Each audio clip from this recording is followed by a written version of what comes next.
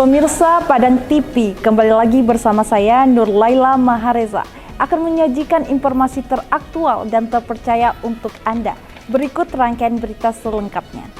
Informasi yang pertama, pemerintah resmi meluncurkan program Sekolah Garuda dengan target 16 lokasi awal di seluruh Indonesia.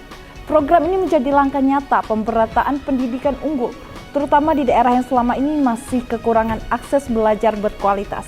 Beberapa daerah yang sudah mulai menjalankan program ini antara lain Aceh, Sumatera Utara, DKI Jakarta, Jawa Barat, dan Kalimantan Timur.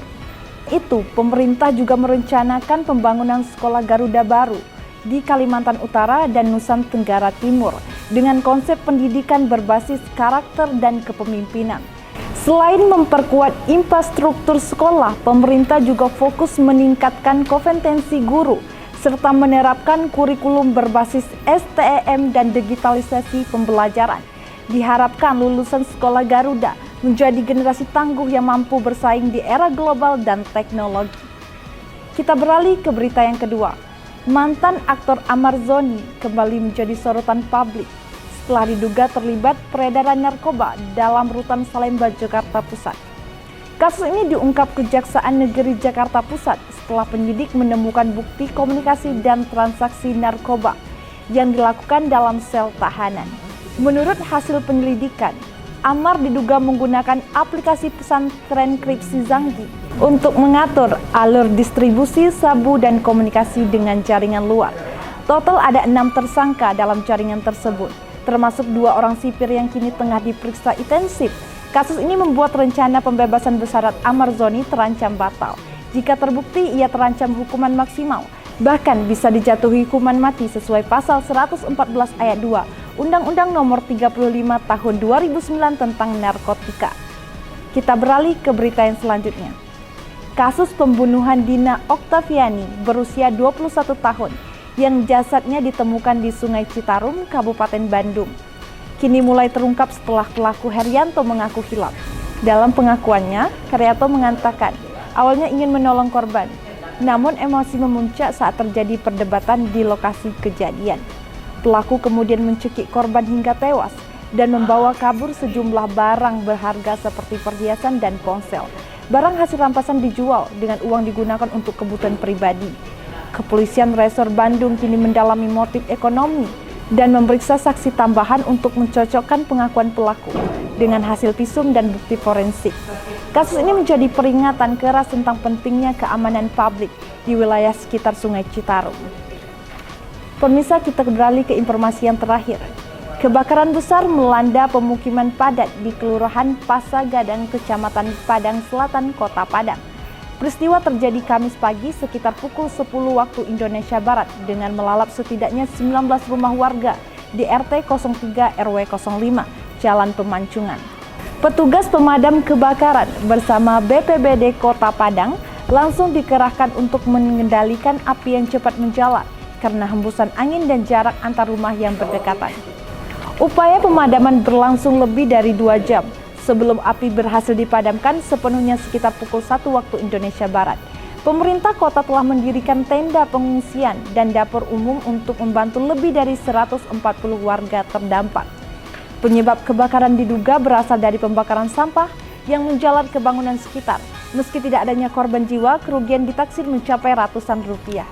Pemirsa, inilah rangkaian informasi terkini. Saya Nur Laila Mahareza, Padang TV pamit undur diri. Sampai jumpa pada berita selanjutnya.